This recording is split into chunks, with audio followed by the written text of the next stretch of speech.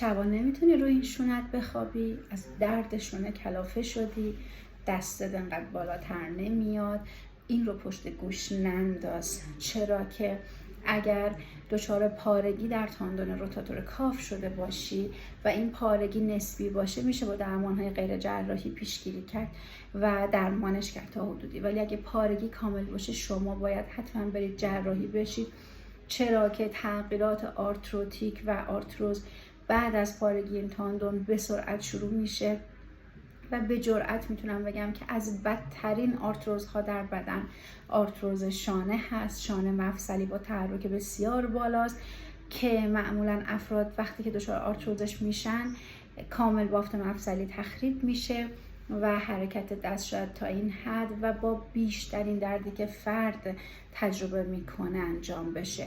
و نسبت به مفصل زانو که به تعویض پاسخ خوبی میده، آرتروز شانه به تعویض مفصل پاسخ خوبی نمیده. مراقب شونه های ارزشمندتون باشید.